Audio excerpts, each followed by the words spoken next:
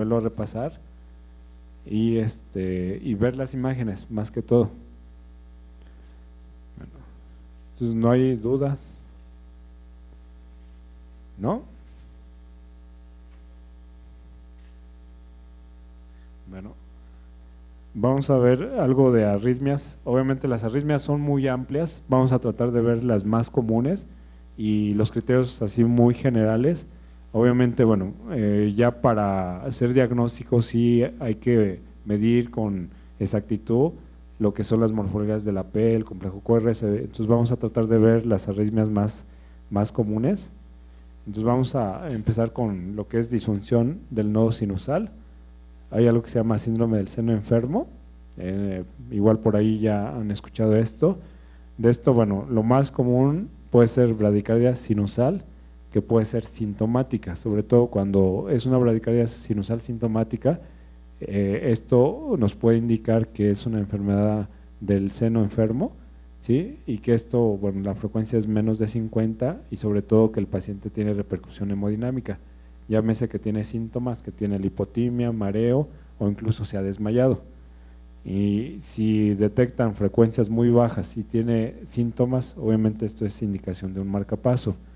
Tenemos los bloqueos sinoatriales, ¿sí? Hay diferentes, está el tipo 1, el tipo 2 y otra de las cosas que son los paros sinusales o pausas sinusales. De los bloqueos sinoatriales tipo 1, que eso realmente al menos que los detecten y que tengan un electro, es muy fácil de identificar. Sin embargo, bueno, el tipo 1 se dice que es el acortamiento progresivo del intervalo PP, seguido de una falla en la aparición de la onda P, ¿sí? Entonces, lo que tenemos que hacer es, en un electro, un dedo largo, identificar cómo está la P, de P a P, irlos midiendo, y si aparece de repente una onda P que no aparece, y si tiene todas estas características, se dice que es uno sinoatrial tipo 1. El tipo 2, ¿sí? Dice que la presencia de onda P puede detenerse y esta puede ser múltiple de acuerdo al nodo sinusal, ¿sí? De repente, por ejemplo, si la onda P se está despolarizando a 70 y de repente hay un complejo que no tiene P, sin embargo el complejo QRS está a la mitad, a 35, se dice que es múltiple, entonces tiene un paro sinoatrial tipo 2, ¿sí? Y por último, las paros o pausas sinusales es que se descarga el nodo sinusal y de repente deja de conducir totalmente. Y esto, sobre todo cuando es más de 3 segundos, se dice que es indicación de marcapaso, porque frecuentemente los pacientes tienen lo que es un síncope. Bueno, esto es un paro, por ejemplo aquí hay P, QRS y de repente deja de latir el corazón. Obviamente, si hacen eso, pues ¿qué le pasa al paciente? Pues no se está moviendo el corazón y se desmaya, sí puede tener incluso crisis convulsivas. Las crisis convulsivas por hipoperfusión cerebral se llaman, secundarios a un problema de este tipo, son las crisis de Stock-Adams, que también aparecen en lo que es bloqueo auriculoventricular. Entonces, obviamente, si tiene esto, en este caso fue una pausa más de 4 segundos, pues obviamente el paciente tenía periodos de síncope de repetición, ¿sí? Y el riesgo es que, bueno, una de esas, habitualmente el corazón solito empieza a generar el estímulo, pero hay pacientes que tienen este periodo de pausa y frecuentemente se cae. Hay algo que se llama hipersensibilidad del seno carotídeo, ¿sí? Hay pacientes que se hacen muy sensibles y hay sobre todo los hombres que utilizan corbata, el movimiento de la corbata hace un estímulo en el seno carotídeo y de repente les da mareo o también síncope y hacen esto, hacen paros. Y es otra variante de enfermedad del seno enfermo y es también de indicación de marcapaso. Entonces, ¿qué es lo que a veces nosotros hacemos? Hacemos una estimulación vagal. Si un paciente llega con esto, lo acostamos, le ponemos un monitor y le hacemos estímulo vagal, y hay pacientes que solamente tocándoles el seno carotídeo, de repente hacen una pausa y empieza el paciente, me voy a marear, o a veces pierden el conocimiento. Obviamente, pues si les provocan eso, no hay que hacerlo, nada más es diagnóstico. Ya vieron que sí tiene la pausa, pues ya no es necesario estarles repitiendo, y esa es indicación de marcapaso, Sí, porque de repente dicen, bueno, pues a ver, como que no vi bien y lo vuelven a intentar y el paciente empieza ahí, se desmaya o empieza a convulsionar. Bueno, les decía que bradicardia sinusal, bueno, la frecuencia debe ser menos de 60 por minuto. Las causas puede ser estímulo vagal, algunos medicamentos, beta bloqueadores, intoxicación por dioxina, o la gente que hace mucho deporte, que toda la vida han hecho mucho deporte, a veces tienen frecuencias de 40 o menos en reposo y no les pasa nada. Enfermedades de tiroides, sobre todo hipotiroidismo, también los hipotiroides andan a veces con frecuencias de 30, 35, entonces ahí hay que tener mucho cuidado y tratar de identificar cuáles son las causas.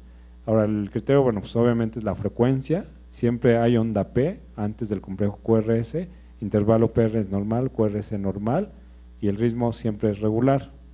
Si el paciente está sintomático, no se le hace nada, pero si el paciente ya tuvo datos de hipoperfusión cerebral, lipotimias o síncope, de entrada, si tiene bradicardia, se le puede dar atropina, si está hospitalizado. Si el paciente anda con 30 de frecuencia y está teniendo lipotimia o síncope, es indicación de marcapaso.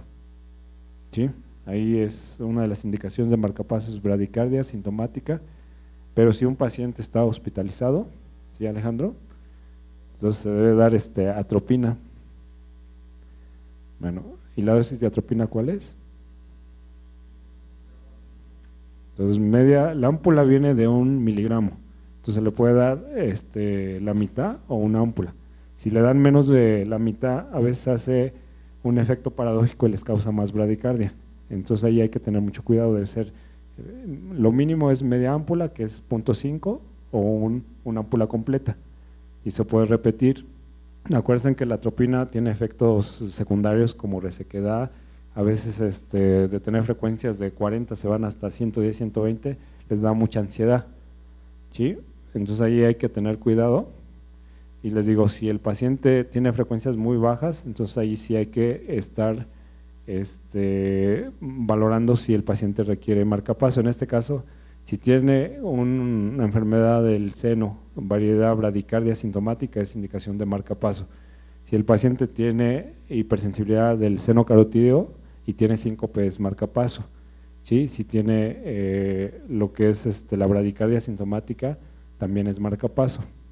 Bueno, otro de los temas que vamos a revisar son lo que son los bloqueos auriculoventriculares. Acuérdense que es otro de los datos importantes que debemos de identificar en el electro.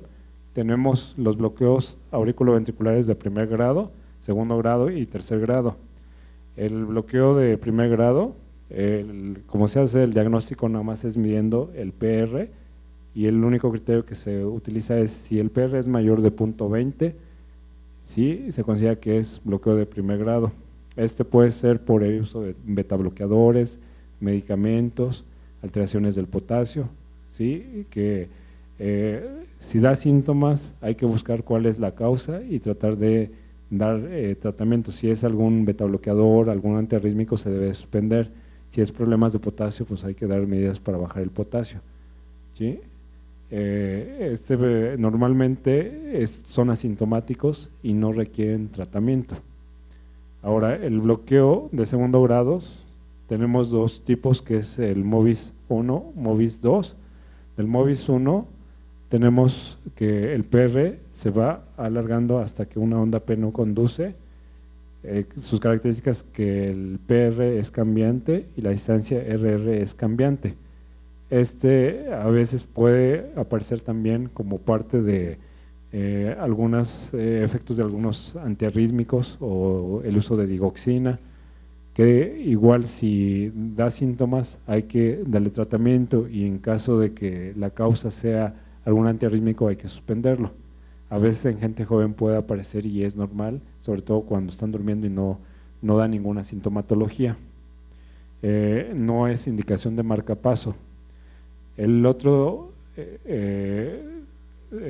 bloqueo de segundo grado tipo MOVIS 2, habitualmente sí requiere marcapaso, la frecuencia es baja, menos de 60, siempre tiene una onda P que no conduce o más de una onda P que no conduce.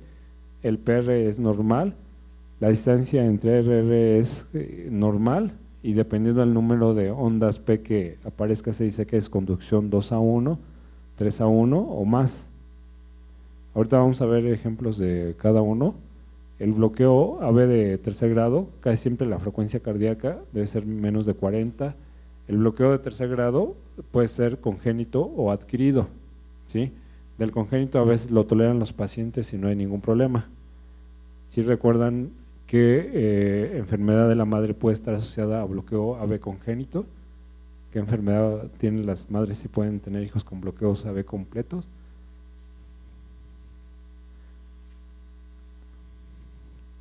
¿Sí? No. Bueno, las pacientes con lupus que se embarazan pueden tener hijos con bloqueo AB congénito, ¿sí? Bueno, y si son adquiridos, los adquiridos pueden ser igual por medicamentos o ya por degeneración del sistema de conducción en gente mayor, ¿sí? En gente ya mayor de 60, 70 años puede ser por degeneración del sistema de conducción y estos frecuentemente se asocian con lipotimias, síncope y también crisis de Stokes-Adams. Sus características es que la distancia entre PP es constante, la distancia entre RR también es constante, pero tienen disociación auriculoventricular. ¿Eso qué quiere decir? Que el estímulo de la onda P no pasa a través del nodo AB y que los ventrículos se están despolarizando con el ritmo del nodo auriculoventricular y por eso la distancia entre complejo QRS y QRS es muy regular, aunque no tienen una secuencia como normalmente debe de ser.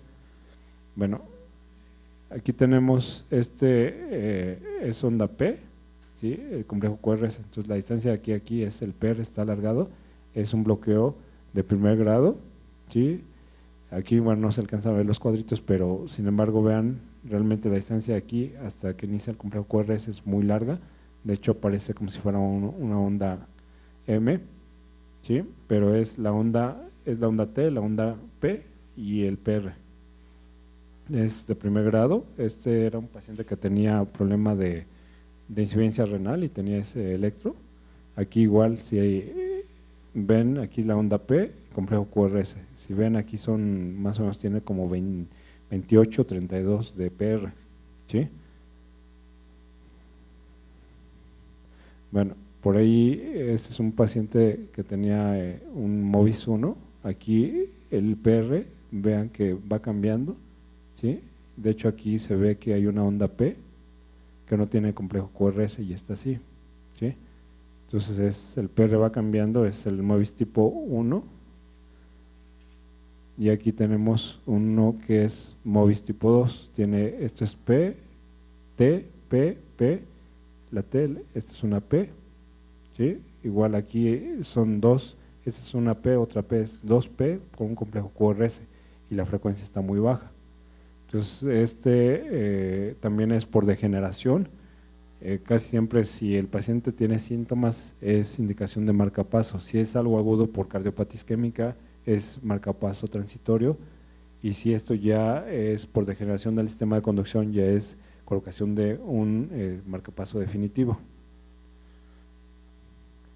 Bueno, y este es de otro paciente, si ustedes ven, traten de identificar las ondas P, esta es una onda P, esta es una onda P, por ejemplo aquí tiene otra onda P, aquí es la T pero aquí está metida la onda T, perdón, la T y esta es P, ¿sí? Aquí en la onda T, esta es T y esta es parte de la P. Entonces si medimos la distancia PP es regular y el complejo QRS también es regular la distancia, pero tiene lo que se le llama disociación auriculoventricular. Por ejemplo, aquí está la P, aquí está la P, aquí hay otra P que está después del complejo QRS, aquí hay otra P. Entonces esto es lo que se le llama disociación auriculoventricular, en donde la frecuencia de la aurícula es totalmente diferente al del ventrículo. Si ustedes tratan de ver, por ejemplo, la despolarización del nodo sinusal de la P es 100 la frecuencia y del complejo QRS es 50. entonces se está despolarizando más frecuentemente las aurículas y los ventrículos están a la mitad, están a 50, entonces es a lo que se le llama disociación auriculoventricular, que no hay una relación entre lo que es la despolarización de las aurículas en relación a los ventrículos, y los ventrículos se están despolarizando en forma independiente.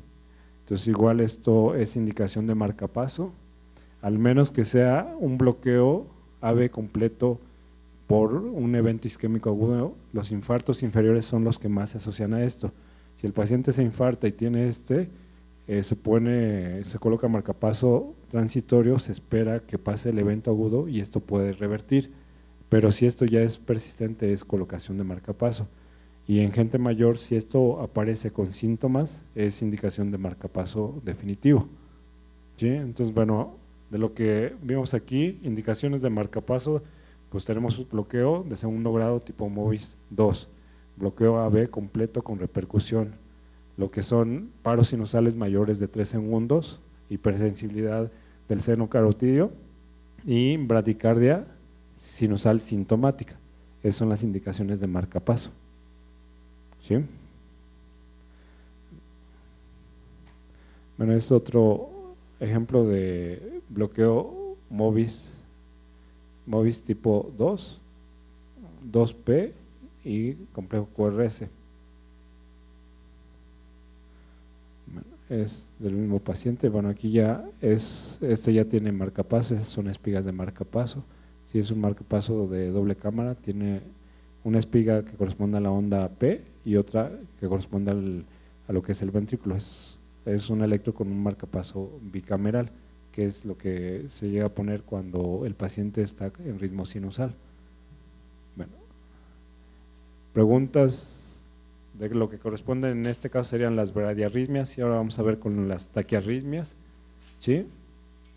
Entonces de bradiarritmias les digo, indicaciones de marcapaso en general ya les comenté, y si no requieren marcapaso, por ejemplo hay pacientes que se les da beta bloqueador y que tienen frecuencias de 40, entonces ahí lo que se debe hacer es suspender el beta bloqueador, esperar que se elimine el beta bloqueador que se está indicando. Si es un beta bloqueador cardioselectivo y su vida media es de 48 a 72 horas, entonces hay que esperar que se elimine y ver si revierte lo que es el bloqueo. Igual si tiene algún calcio antagonista, diltiazeno, verapamilo, que van a causar bloqueos, también hay que esperar que se elimine y ver y valorar si requiere marcapaso, y cualquier otro de los antiarrítmicos. Si es un trastorno hidroelectrolítico, sobre todo lo que tiene que ver con potasio, también hay que corregir el potasio, y si no revierte, pues hay que valorar la colocación de marcapaso, ¿sí? Y si es isquémico la causa, también hay que valorar que el evento agudo del infarto se controle para ver si revierte. Bueno, entonces ahora de las taquiarritmias, vamos a empezar con la taquicardia sinusal. Aquí, a diferencia de las bradicardias, bueno, igual es la frecuencia, debe ser más de 100 por minuto. Causas pueden ser infección, hipovolemia, hipoxemia, ¿sí? Infarto, o bueno, en el ejercicio es normal. Las características en el electro es frecuencia mayor de 100, el ritmo es regular, la onda, siempre hay onda P, el intervalo PR es normal, el QRS es normal, ¿sí? Y aquí, bueno, ¿cuál es el tratamiento? Hay que buscar cuál es la causa. Si un paciente tiene un sangrado activo, porque a veces resulta que tuvo un sangrado de tubo digestivo que de hecho no se da cuenta y está con taquicardia, pues hay que corregir la causa del sangrado y darle tratamiento si tiene una anemia. Si el paciente tiene algún proceso infeccioso, si tiene una neumonía y está con taquicardia, bueno, pues hay que tratar la neumonía. La taquicardia es nada más una manifestación, más no es la causa principal. Si tiene problemas de tiroides, acuérdense que los problemas tiroideos, una de las manifestaciones es la taquicardia. Lo mismo, si tiene taquicardia hay que manejar el problema tiroideo, se le pueden dar tratamiento sintomático, que a veces les dan propanolol, que es beta bloqueador para bajar la frecuencia, ¿sí? Pero si un paciente tiene una hemorragia aguda, acuérdense que y si ustedes les dan un beta bloqueador para que no esté taquicárdico, la taquicardia en ese caso es un mecanismo compensatorio que está manteniendo el gasto. Si ya perdió 2 litros de sangre y le ponen un beta bloqueador, pues el paciente lo más seguro es que va a fallecer. Es un mecanismo compensatorio. Entonces ahí Cuando alguien tiene taquicardia hay que ver por qué es la causa. Otra de las cosas comunes es, por ejemplo, el utilizar salbutamol y derivados del salbutamol, que frecuentemente también pacientes que tienen problemas alérgicos o de enfermedad pulmonar obstructiva crónica le están dando salbutamol o algún otro tipo de medicamento que cause taquicardia. Hay que quitarlo y se quita la taquicardia. No deben de dar tratamiento para la taquicardia, lo primero que tienen que es quitar lo que le está causando la taquicardia, ¿sí? Entonces, investigar la causa de origen, y si descartan todo esto y requiere tratamiento, habitualmente se les dan betabloqueadores. Hay pacientes, por ejemplo, que tienen mucho dolor y que toman muchos analgésicos para el dolor, también frecuentemente tienen taquicardia. El problema es el uso de todos los narcóticos, todo lo que les dan para el dolor. Entonces, igual, ahí lo ideal es quitar el dolor para que se quite la taquicardia, ¿sí? Y en pacientes, por ejemplo, desnutridas, lo mismo, la taquicardia es compensatoria. ¿Perdón? Sí, también. O igual si tienen algún trastorno psiquiátrico, las pacientes con síndromes de ansiedad llegan con 110 de frecuencia, con diaforesis y todo, pues realmente el problema es la ansiedad. Les dan ansiolíticos y se les va a bajar la frecuencia. Sí, entonces la taquicardia, les digo, realmente no es darle nada más el medicamento que normalmente les dan, propanolol, no es nada más darlo para quitarle el síntoma, sino hay que buscar cuál es el origen. Bueno, entonces de las arritmias supraventriculares, son de las más comunes. Ahí recuerden que las taquicardias supraventriculares tienen que ver mucho si tienen o no repercusión hemodinámica. De estas tenemos varias, en general, bueno, tenemos la supraventricular como tal. Características es que lo latido es regular, ¿sí? Y que principalmente es causado por un foco ectópico y que hay se identifica un lugar donde se está originando, ¿sí? Y bueno, causas pueden ser todo lo que habíamos visto previamente en relación a la taquicardia. Las características casi siempre son frecuencias de 150 a 250 por minuto, el ritmo es muy regular. Cuando es muy alta la frecuencia es difícil ver la onda P, de ahí que les decía que puede utilizarse el electro y ponerlo a velocidad mucho mayor, o el uso de algún electrodo que se le puede poner, se mete en el esófago y se pone la velocidad del electro mayor para tratar de identificar la onda P, ¿sí? Obviamente si no veo onda P, pues el PR no se alcanza a ver, y normalmente el complejo QRS es normal. El tratamiento de entrada es hacer maniobras vagales. Entonces acuérdense, si alguien llega con esa frecuencia, lo primero que tienen que hacer es ponerlo en reposo. En su momento, si está con mucha dificultad respiratoria, poner un poco de oxígeno y hacer maniobras vagales. Entonces, ¿cuál es lo que más se sugiere? Primero tratar hay que escuchar carótida. Si es una persona mayor y tiene enfermedad carotidia, si le hacen 6 maniobras vagales pueden provocar que tenga una isquemia cerebral transitoria. Entonces ahí hay que tener cuidado. Normalmente la maniobra vagal se hace comprimiendo lo que es el seno carotídeo y es inicialmente de un lado. No vayan a ser de los dos, porque hay gente que agarra y empieza a hacer estímulo de los dos, entonces ahí sí pueden tener problemas.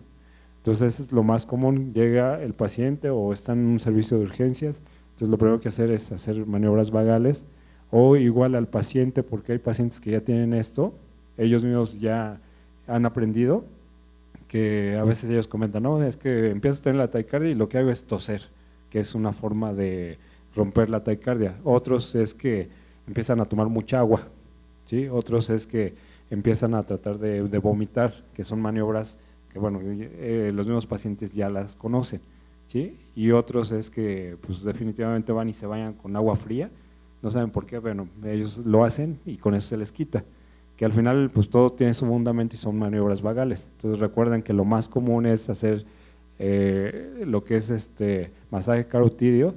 Lo de los ojos, que eso también es muy común, no es muy recomendable, ¿sí? Si ya hicieron todo lo demás, bueno, se puede utilizar, pero no es la primera maniobra vagal que se debe de hacer, ¿sí? Y ahora medicamentos que pueden utilizar es adenosina, verapamilo, que son de los más que se utilizan, ¿sí? Les digo, pero muchos de ellos con maniobras vagales es más que suficiente. Bueno, les digo que aquí si tratan de identificar la onda P, pues realmente no se alcanza a ver, ¿sí? La frecuencia que manejan son muy altas, ¿sí? Más de 200, aquí casi son 300, como 280 tiene de frecuencia, ¿sí? Entonces ahí la sugerencia es de que si tienen un monitor, tratar de hacer las maniobras vagales, ¿sí? Y a veces totalmente desaparece o abre, lo que nosotros decimos ya abrió la taquicardia y ya aparece el complejo QRS, o el uso de verapamilo, ¿sí? ¿Sí recuerdan cuál es la dosis de verapamilo? ¿IB? ¿No? ¿Cuánto es? No, 0.075 por kilogramo de peso. Entonces sí hay que, de acuerdo al peso, hay que calcularlo. Si la ámpula viene de 5 miligramos, ¿sí? Entonces hay que calcular bien por kilogramo de peso y pasárselo. Se lo deben de pasar lento, ¿sí? No es en infusión, agarran 10 mililitros, diluyen la ámpula, casi siempre es una ámpula, y la van pasando lenta, ¿sí? Tampoco es así, porque alguna vez a mí me pusieron a pasar un verapamilo en 25 minutos, eran 2 mililitros por minuto, pues nunca le hice nada. Bueno, obviamente yo estaba de residente de medicina interna y yo dije, no, pues sí, si me lo indicaron debe ser así, pero ya cuando supe pues, realmente no estaba bien indicado la forma en que se aplicaba. Entonces sí hay que pasarlo lento, despacio y con el monitor. Adenosina, no en todos los lugares hay adenosina, entonces es más fácil usar lo que es verapamilo. En ocasiones si hay esmolol, también se puede utilizar esmolol, que es un beta bloqueador de acción ultra rápida. Bueno, taquicardia auricular, sí, que es parte de las taquicardias supraventricular. Igual, bueno, tiene características de una onda P diferente a la de base, el ritmo auricular es regular, el complejo QRS es normal, el PR también está normal y puede haber alteraciones inespecíficas de la onda T y del segmento ST. ¿Sí? Aquí casi siempre se trata de identificar si hay lo que es la onda P, ¿sí? Y bueno, lo ideal sería identificar o tratar de tener el electro cuando se desencadena para ver si el origen es un foco ectópico en la aurícula, y casi siempre los focos ectópicos de las aurículas es una morfología de una onda T diferente a la de base. Sí, ahí el tratamiento igual se le da, puede ser algún calcio antagonista con verapamilo o diltiazem, y habitualmente las frecuencias no son tan altas como la supraventricular, que ahí no se identifica la onda P. Bueno, aquí está taquicardia atrioventricular reciprocante. Aquí principalmente tenemos los síndromes de preexcitación, el Wolff-Parkinson-White. Acuérdense que es una de las características que tiene el síndrome de Wolff-Parkinson-White es que aparece la onda delta, el complejo QRS se ensancha, ¿sí? Y esto es por una vía accesoria. Aquí, bueno, las características, el PR es corto, menor de 120 milisegundos o menos de lo que son 3 cuadritos, que era lo que veíamos al principio. Por eso es necesario que recuerden las medidas normales. Si el PR es menos de 0.12, son síndromes de PR corto. Si son más de 0.20 es bloqueo auriculoventriculares. De estos, el más común es el Wolff-Parkinson-White, pero está el Longano-Levin, en el cual el PR es corto pero no hay onda delta, es la diferencia electrocardiográfica. El Wolff-Parkinson-White hay la onda delta, el complejo QRS está ensanchado y el PR está corto. Y el Longano-Levin, que es el otro síndrome de PR corto, nada más está el PR corto, sin onda delta, y el complejo QRS está de tamaño normal. Bueno, la taquicardia que aparece puede ser desde 140 a 250 latidos por minuto, ¿sí? Y el tratamiento habitualmente es verapamilo, beta bloqueador, ¿sí? Y si se identifica la vía accesoria y es frecuente y no se controla fácilmente las taquiarritmias causadas por esto, se debe hacer ablación con radiofrecuencia. Mande. Sí, bueno, siempre y cuando se observe la onda delta, porque hay lo que son vías accesorias que son ocultas. Si es una vía accesoria oculta y no se identifica, el riesgo es de que se bloquee totalmente el nodo AB y puede fallecer. Entonces esto es cuando es un paciente que ya tiene Wolff, que se identifica y sabe que tiene el Wolff, y que la onda delta es muy evidente, pero si es una taquicardia que no se conoce, si le pueden verapamilo y es un Wolf oculto, el riesgo es de que pueda tener bloqueo AV completo y muerte súbita. Entonces, si es eso, hay que usar lo que son beta bloqueadores, que son más seguros.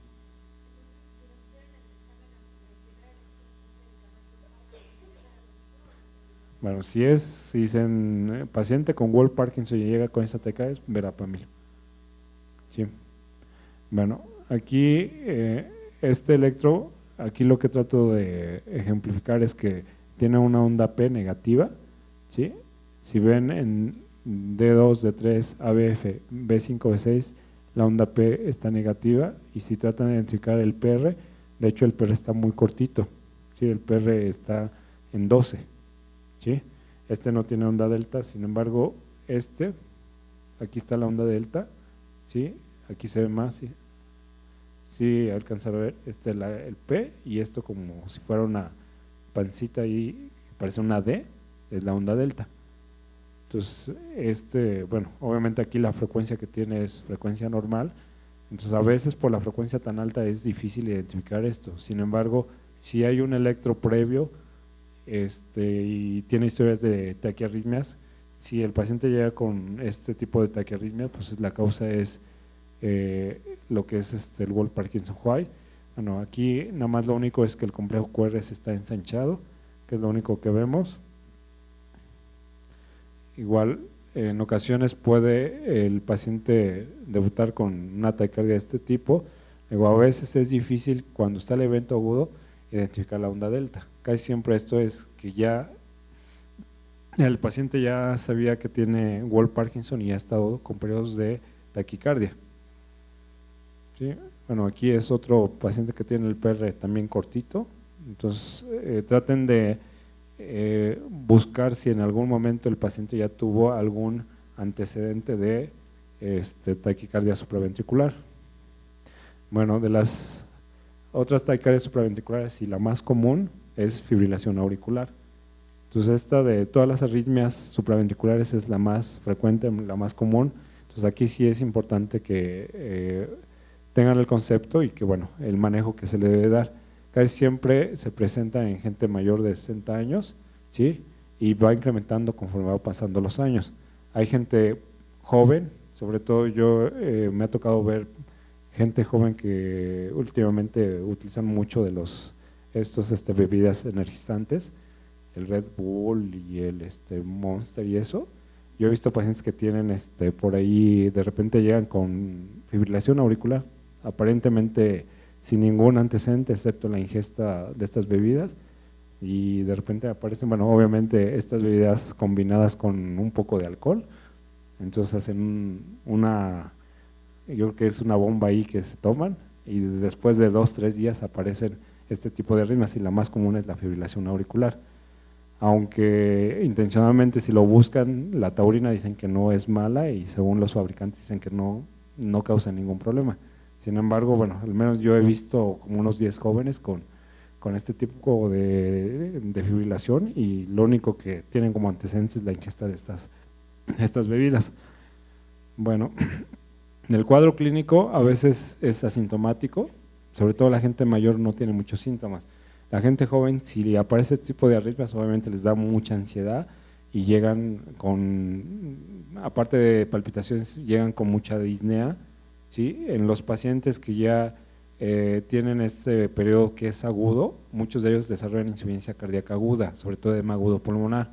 Ahí la gente mayor, por ejemplo los hipertensos, pueden tener este tipo de arritmia y frecuentemente la toleran y desarrollan insuficiencia cardíaca crónica, que puede ser secundaria por la fibrilación auricular.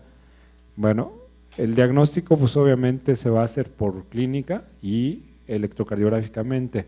Los criterios electrocardiográficos que vamos a tener es ausencia de onda P, hay la presencia de ondas F minúsculas fibrilatorias, el ritmo ventricular es muy irregular, esto quiere decir que la distancia RR es muy irregular, la frecuencia que maneja las ondas fibrilatorias son entre 400 y 700 latidos por minuto. Ahorita vamos a ver algunos ejemplos, ahorita nomás las cosas teóricas. Ahora el tratamiento, ¿sí? si el paciente llega con repercusión hemodinámica a un estado de choque o emergencia, el paciente se debe hacer una cardioversión. Ahora, ¿a qué se considera que el paciente tiene insuficiencia cardíaca aguda o que tiene repercusión hemodinámica? Si el paciente está con hipotenso o que no detectan la presión, el paciente llega con angina, el paciente puede llegar con datos de edema agudo pulmonar, entonces ese es el paciente que se debe de sedar y se debe de dar una cardioversión. Lo que se recomienda es iniciar con 50 joules, ¿sí? Si el paciente no revierte a ritmo sinusal con 50 joules, se le tiene que ir incrementando hasta llegar hasta 300 joules. Ahora, si es un paciente sano y que aparece la fibrilación auricular y es, como les digo, de repercusión hemodinámica, a veces ahí la controversia es de que si tiene un trombo, si es por ejemplo alguna valvulopatía, si hace una cardioversión el paciente puede embolizar. Si llega a un lugar donde hay los medios, lo ideal es hacer un eco transesofágico para verificar que la aurícula es de tamaño normal y que no tenga ningún trombo. Pero si el paciente está en un lugar donde no tiene la posibilidad de hacer este tipo de estudios, entonces sí se sugiere que se debe hacer la cardioversión. A veces el paciente obviamente para una cardioversión se seda, al momento que se seda, muchos pacientes revierten a ritmo sinusal nada más con la pura sedación, ¿sí? En caso de que no, sí se debe hacer la cardioversión eléctrica. Bueno, y si el paciente tiene fibrilación auricular pero está hemodinámicamente estable, pero se le pueden dar medicamentos.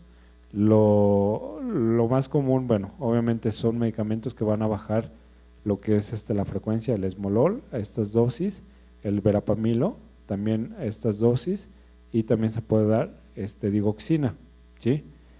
Aunque en la actualidad lo que más se recomienda es dar amiodarona para reversión farmacológica, sobre todo si el paciente tiene la fibrilación con el tamaño del corazón y la aurícula normal, se trata de hacer una reversión farmacológica con amiodarona. Se puede impregnar con 5 miligramos por kilogramo de peso, pasar en 20 minutos y repetir de 2 a 3 veces en 24 horas y darle una dosis de mantenimiento de 10 a 20. ¿Sí? A veces, sobre todo en la gente mayor, es darle amiodarona, hay que tener mucho cuidado por todos los efectos colaterales. A veces se le puede dar digoxina vía oral, que también se puede hacer una impregnación rápida. La impregnación de digoxina vía oral es de 1.5 miligramos, que equivalen, la tableta vía oral es de 0.25, entonces se le pueden dar 2 tabletas de digoxina cada 8 horas, las primeras 24 horas, y se le puede dar de sostén nada más una tableta diario. Acuérdense que la digoxina, uno de sus efectos es que puede causar intoxicación, entonces hay que tener mucho cuidado. Y ahora, si el paciente, les digo, tiene mucha repercusión, hay que dar otro tipo de medicamentos para bajar la frecuencia. Verapamilo ya habíamos comentado la dosis por kilogramo de peso, el esmolol también.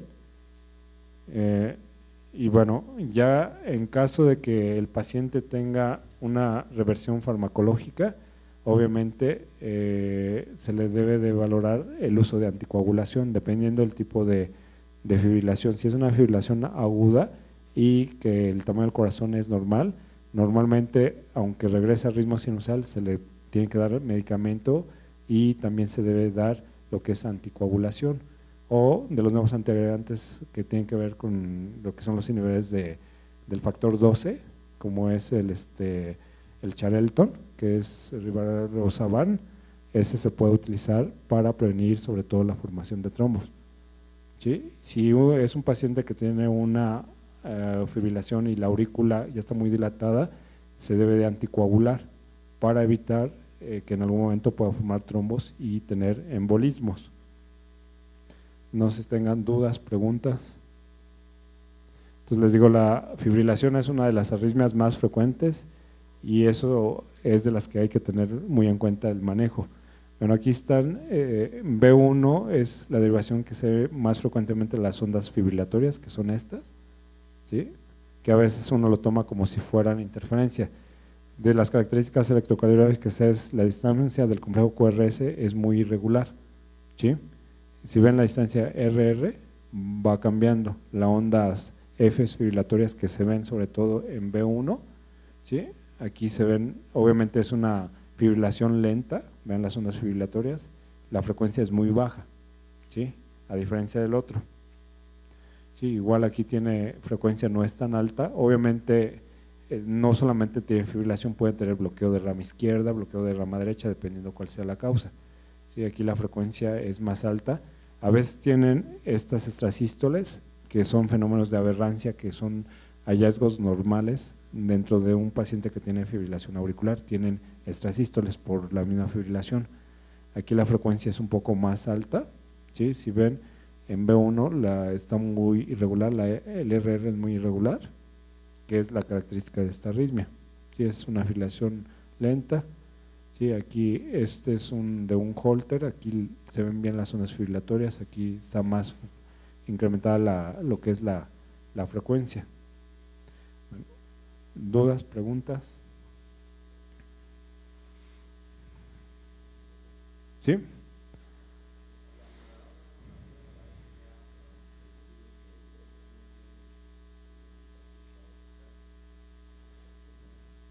No, de hecho la amiodarona es de los medicamentos que ahora en lo que es el ACLS es lo que recomiendan tanto para arritmias auriculares como ventriculares, es el de primera línea.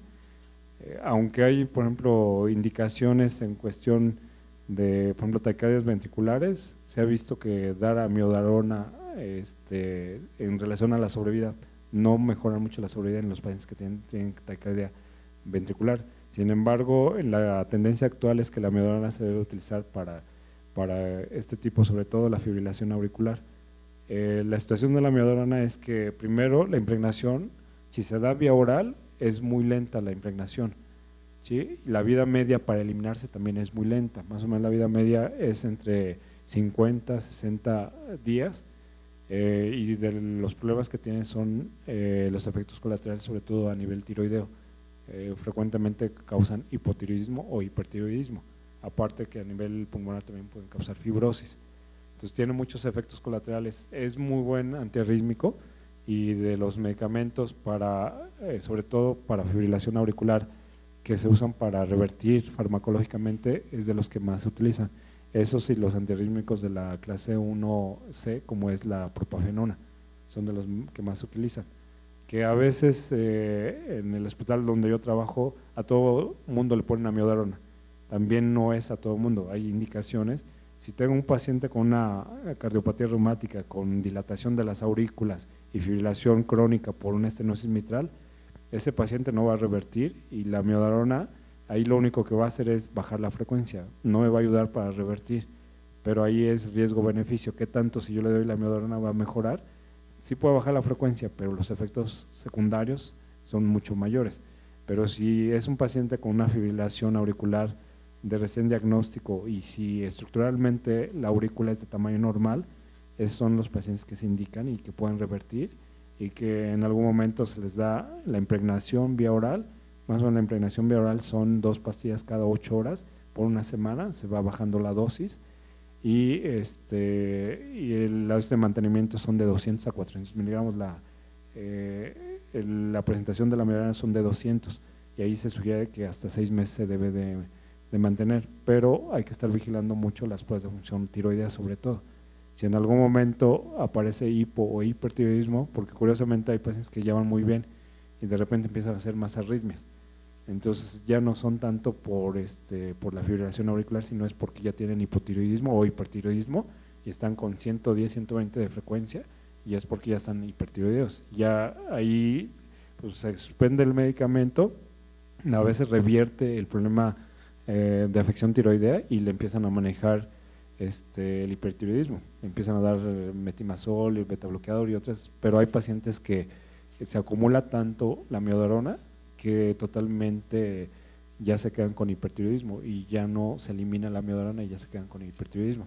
Entonces ahí les agregan, pues ya tiene hipertiroidismo y lo manejan como tal, les dan todo lo que es metimazol, incluso hasta yodo radioactivo y a veces los llevan a hipotiroidismo. Entonces por eso sí es un poco de cuidado y normalmente, bueno, los cardiólogos sí lo usamos, pero sí tenemos nuestras reservas. Habitualmente la gente que no maneja mucho esto, pues se les hace muy fácil y ponen dosis muy altas y los impregnan y demás, que no es malo, pero hay que tener mucho cuidado con los efectos secundarios. Pero en la actualidad las guías de manejo y sobre todo el ACLS son de los primeros medicamentos que recomiendan para el manejo de este tipo de arritmias. Igual tanto para supraventriculares, ventriculares y ventriculares, aunque para las supraventriculares empiezan recomiendan mucho lo que es la adenosina, que es lo que más utilizan y lo que recomienda el ACLS. Sí. ¿Sí?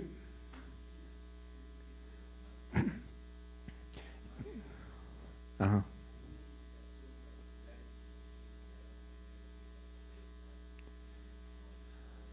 Mire, la digoxina actualmente se sigue utilizando.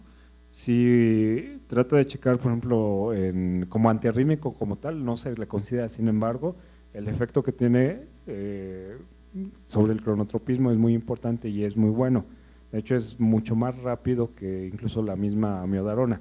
El usar digoxina, bueno, al menos en mi experiencia, si un paciente tiene fibrilación auricular asociado con insuficiencia cardíaca, que es mucha gente mayor, entonces sí está indicado y tiene el doble efecto, que le voy a dar manejo, sobre todo si tiene cardiomegalia e insuficiencia cardíaca, le voy a dar el beneficio del efecto inotrópico positivo y cronotrópico negativo, teniendo la consideración de que hay que vigilar la función renal. El problema de la digoxina, acuérdense que la eliminación es totalmente por riñón, no se elimina ni por diálisis ni hemodiálisis. Si se llega a intoxicar, hay que esperar que se elimine totalmente, al menos que tengamos anticuerpos especiales contra digoxina, que aquí en México no lo hay, que sería el tratamiento ideal. O a veces se les dan tratamientos que pueda ayudar, sobre todo, por ejemplo, la difenilidantoína. Si hay una intoxicación por digoxina y el efecto secundario de la digoxina es que da taquicardias auriculares bloqueadas, podemos dar difenilidantoína como antiarrítmico y esperar pues, que se elimine totalmente la digoxina. Entonces ahí en pacientes ambulatorios la recomendación es estarlos vigilando la función renal, el efecto que se tiene, bueno, pues obviamente hay eléctricamente datos que sugieren intoxicación, al igual que datos clínicos. Los datos clínicos son estomacales, son muy inespecíficos, pero una de las datos característicos que los pacientes cuando se intoxican es que empiezan a tener visión amarillenta, que todo lo ven amarillo, aparte de la náusea, diarrea, distensión abdominal. Entonces, si tienen esos datos, aunque no tengan niveles de digoxina, porque también no se hacen en todos los lugares los niveles de digoxina, la sugerencia es suspenderlo. ¿Sí? Pero sobre todo la gente mayor y si no tiene una función renal adecuada, hay que checar una depuración. Si la depuración es baja, pues hay que adecuar la dosis, que a veces dando la mitad de 0.25 cada 48, 72 horas es más que suficiente. Y si en algún momento ya tiene una dosis adecuada de digoxina y no mejorara sobre todo la frecuencia cardíaca, pues utilizar un beta bloqueador en conjunto, ¿sí? Se sugiere los cardioselectivos o un calcio antagonista con efecto cronotrópico negativo, un verapamil o diltiazem, se pueden utilizar junto con digoxina, que es lo recomendable. Y al menos en mi experiencia, la digoxina sigue teniendo su uso más que todo como un efecto cronotrópico negativo, ¿sí? Y que es más seguro, incluso a veces hasta más rápido, el efecto que la misma amiodarona. ¿Sí? ¿Alguna otra pregunta, comentario? ¿No?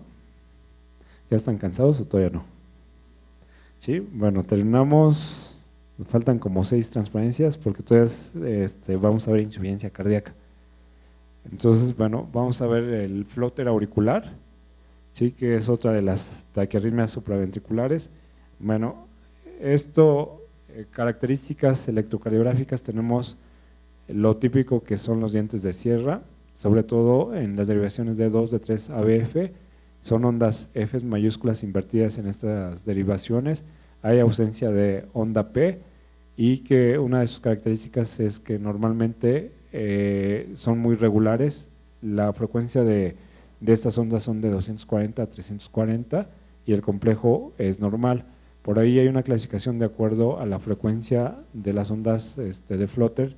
Si son de 240 a 340 se dice que es tipo 1 y si es más de 340 se dice que es un Flutter tipo 2. Aquí el tratamiento es muy parecido a la fibrilación. De hecho, dentro de la evolución sobre todo en un paciente con cardiopatía reumática, frecuentemente antes de llegar a fibrilación auricular pasan con Flutter, ¿sí? Y posteriormente evolucionan. Dentro de la diferencia en cuestión a gravedad por posibilidades de, sobre todo en un paciente crónico que pueda tener lo que es la formación de trombos, se dicen que los pacientes con Flutter auricular es más común que desarrollen formación de trombos comparado con la fibrilación, y a veces es más conveniente que tengan fibrilación que Flutter. El tratamiento, les digo, es muy parecido, igual se les da lo que son, bueno, si hay repercusión hemodinámica, se puede dar una cardioversión eléctrica para regresar al ritmo sinusal o usar antiarrítmicos, igual con el mismo esquema para la fibrilación auricular, ¿sí? Antiarrítmicos de la clase 1C, como es propafenona o incluso también la amiodarona. Bueno, este es un holter de un paciente con Flutter. Les decía, las ondas de Flutter son muy diferentes a las de fibrilación. Entonces ahí es lo típico que le mencionan la imagen de dientes de sierra, ¿sí? Este es un Flutter con conducción variable. Normalmente, dependiendo de las ondas de Flutter, se dice que la conducción son 3:1, 4:1. Bueno, en este caso es 1, 2, 3, 4. 4 ondas de Flutter por un complejo QRS. En este caso, les digo, es variable. Sí, aquí es 1, 2, 3, aquí es 1, 2, 3, sí, pero aquí hay una que es de 4. Bueno, pues si quieren descansamos 10 minutos y para ver lo que son las arritmias ventriculares, que son prácticamente continuar. Entonces vamos a ver las arritmias ventriculares. Bueno, vamos a ver desde lo más común, que son las extrasístoles ventriculares. Y bueno, esto es un impulso prematuro que está relacionado al ritmo dominante, y la causa más común son focos ectópicos, y que bueno, el origen es abajo de lo que es la bifurcación del haz de His. Frecuentemente los pacientes están asintomáticos, y cuando están con síntomas son muy inespecíficos, pueden tener nada más puras palpitaciones. Hay pacientes que tienen tos, a veces tienen un poco de disnea, es rara ocasiones les causa hipotensión o angina si son muy frecuentes. Los criterios electrocardiográficos, bueno, es complejo QRS ensanchado, hay un latido prematuro antes de que debe de aparecer el complejo de base, ¿sí? Y puede tener acoplamiento fijo o variable dependiendo si son de un solo foco o son de múltiples focos, y normalmente tienen una pausa compensatoria completa.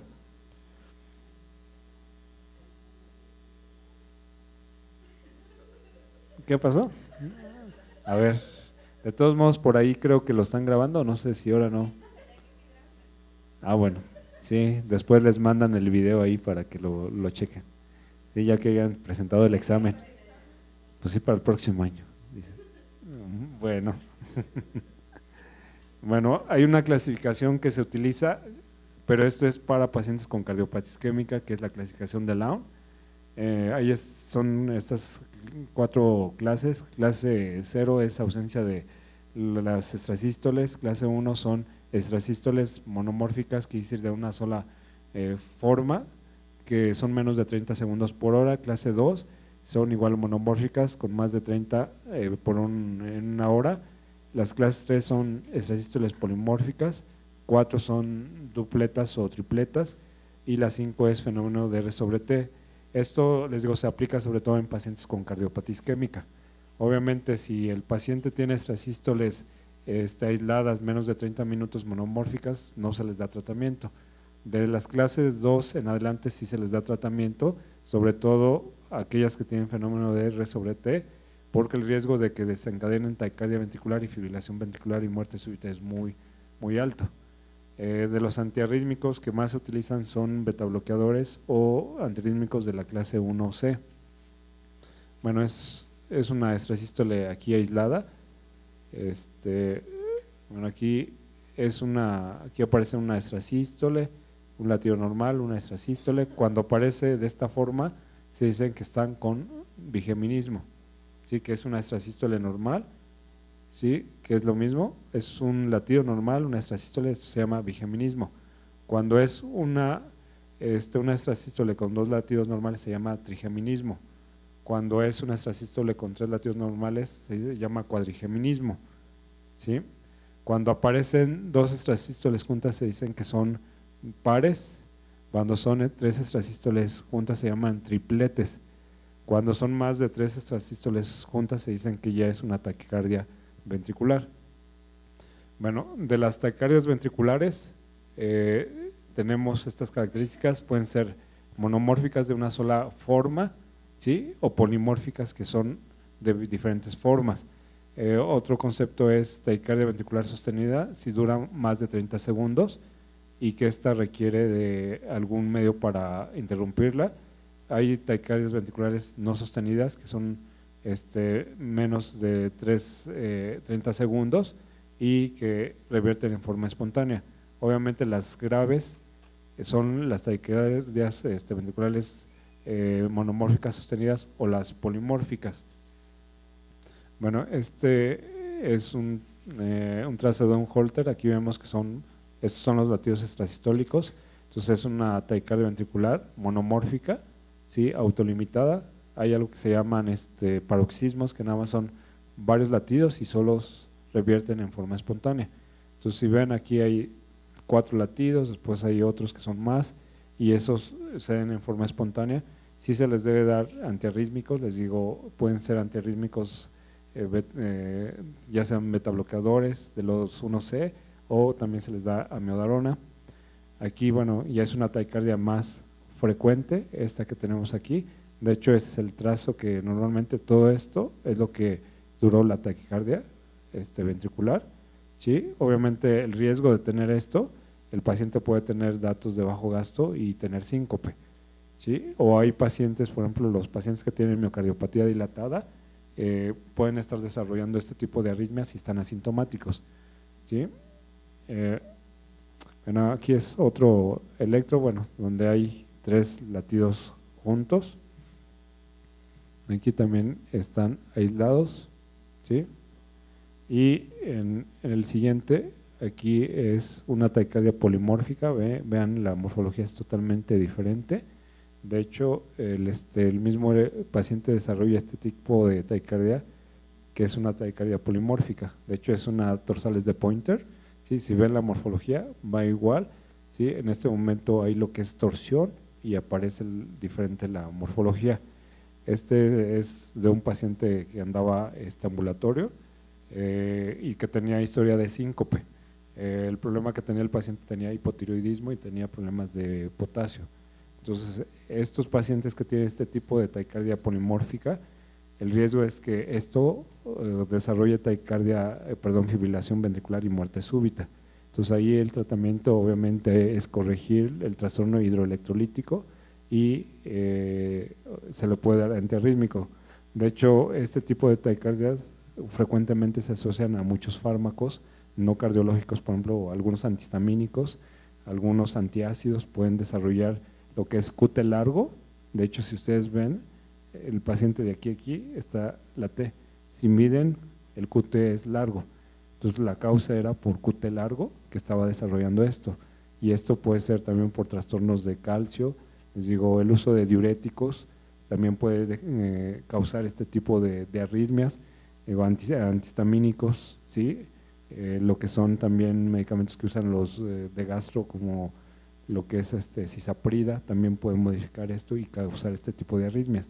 Incluso hay reporte de casos de pacientes con muerte súbita por el uso de este tipo de medicamentos que no son cardiológicos, pero que causan síndrome de QT largo, ¿sí? Entonces, realmente aquí lo que se hace es modificar y ver cuál es la causa. Si el QT es muy largo, que hay síndromes de QT largo que son adquiridos y congénitos. Los congénitos, frecuentemente hay historia familiar de muerte súbita en las familias, entonces ahí son síndromes de QT largo congénito y que tienen la historia de muerte súbita, que estos requieren marcapaso preventivo para evitar la muerte súbita. y son QT adquiridos, casi siempre son por trastornos hidroelectrolíticos, y de esto en el caso de los medicamentos cardiológicos lo más común son por uso de diuréticos, sobre todo los tiacídicos causan muchos problemas de QT largo, y también algunos antiarrítmicos, y que pueden tener un efecto proarrítmico. Muchos antiarrítmicos pueden causar este efecto proarrítmico y causar mayor cantidad de arritmias. Bueno, este es de otro paciente, es un Holter, que realmente el paciente estuvo desarrollando taquicardia ventricular, estuvo fibrilando, ¿sí?, hasta que totalmente fallece. Es un Holter de un paciente que llegó al hospital ahí de cardio, le pusieron un Holter, se lo llevó y a las 3 horas regresaron con el Holter que había fallecido. Entonces, este Holter fue de todos los eventos que pasó. El paciente se fue a dormir, cuando se dieron cuenta pues ya había fallecido. Bueno, ¿alguna pregunta o duda?